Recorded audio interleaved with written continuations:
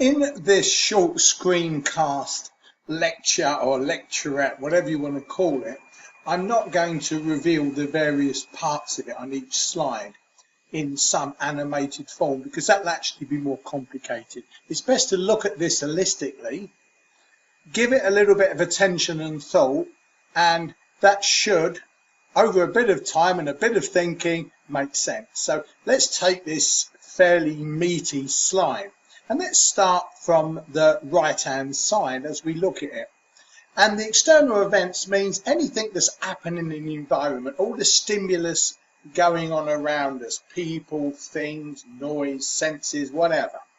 And that goes for our sensory system, our visual system, auditory system, kinesthetic system.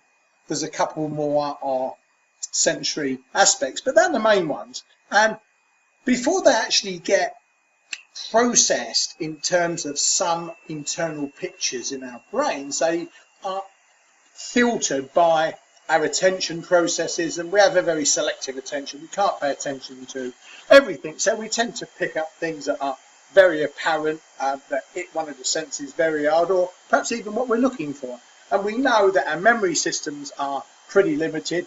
Well, when we say limited, working memory, which is the system that we process information, is limited to just, some people say between 5 and 9 bits, others say less. And also our personality configuration and our emotional state also acts as a filter. And perhaps one of the biggest filters is our belief systems. We often see what we've learned to see, and if we believe in certain things, for example, if we believe in ghosts and we see something a bit strange or hear a funny noise, we may perceive it in those terms, whereas if we don't believe, we might think it's a burglar. And also our actual language systems that we use to make sense of concepts also are filters. And what happens is, as experience goes through these filters, we build certain things in our minds. And one is internal representations, or what NLP refers to as maps. And these are the pictures of reality that we build up. And they are products of our filtering throughout our lives. And the belief systems are major ways in which we approach the world we live in and the way we process it. Equally, you'll notice at the other end there, at the bottom of that left-hand side, we've got physiology. We know that our physiology, our state of health, plays a big part sometimes in how we make sense of things. So if our physiology is poor, that can affect the thing in the middle, psychological state, and that's a very big term in NLP, but it's a very big term in psychology. Our psychological state is how we feel at any point in time. You might feel now that this is a very heavy slide to process, and your psychological state might be, oh dear, do I really have to do this? Well, please try to do that, because it's essential to understanding this. So your psychological state is always being influenced by your maps of reality. So hopefully now you've got a nice positive belief system as part of your map that you're going to learn this. And hopefully you're not feeling too tired or whatever. So maintain a fairly decent psychological state, pay a bit of attention, and you will process this stuff. Now the big thing is it's our psychological state that is largely going to shape our behaviour, which is our response to the external events. So if we've got a difficult class of students on a Friday afternoon, and we've got some fairly negative views of these students, and we feel bad, we might not be in a terribly good state for ourselves or to help them to learn. So it's the behaviour, and this is the big thing with NLP, it's the behaviour that creates the results. We often might think that we're doing the right things at the level of beliefs, but we may not be doing this at the behavioural level, which other people are not perceiving in the terms that we'd like. And that's why sometimes we don't get the results that we want. So that's the structure of subjective experience, hopefully, in a way that you can, over a little bit of time and thinking process. So the second slide now should be a little bit easier to understand. We know that everybody has their own internal map, which is what is our process view of the world over time. And that map can change very rapidly, but let's focus on how it works. Firstly, the map is not the territory. The territory is the external world. Our personal map is our interpretation of it. based on all those kind of filters and things that are shaping that internal map. So we don't know reality. If we look at A, let's go through it, A, B, C, D, very quickly.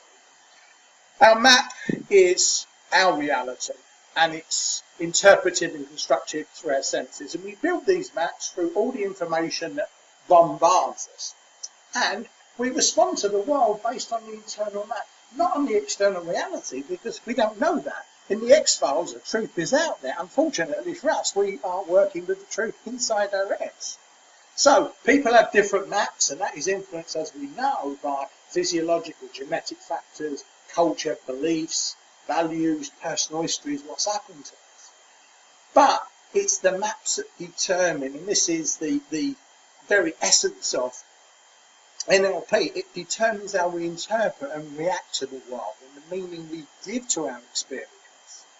And if people's experience is not terribly good, for example, in terms of education, if students have had experiences that have led them to think that they're not very able, intelligence is a fixed capability, and that really life for them is really all blur, it's going to be much more difficult for them to buy into the kind of experiences we're trying to create as teachers. So it's the map of the world rather than the world that limits us. And that's why NLP is very much about helping people to develop better maps of the world. And that's something we're going to look at later on. So if you look at the implications, well, if we can enrich our own maps, we have more choices in managing the same reality. And that's why we try to learn stuff. I cannot fix my car because I don't have any map at all of what an engine is, what its parts and how it works. When the mechanic comes down, he's got a really rich map and he can fix it. So the same process applies in all aspects of learning, and that's a big point. And if we know other people's maps, we're able to communicate with them more effectively. So these two slides are really, really big in helping to frame this difficult but powerfully important area of the human condition, the structure of subjective experience. Phew, you may be saying, okay, we've tried the last slide. Okay, so if we want to kind of define the term in very compartmentalized terms, the neuro aspect of neuro-linguistic program is our kind of thinking, our perception, the nervous system, our emotional centers. And it's how we are processing the information at the level of neurons, at the level of kind of built-in habits of behavior that are neurologically based. And the linguistic bit is about the language we use, our communication systems, verbal and non-verbal, how we try to make sense of things in terms of concepts and symbols.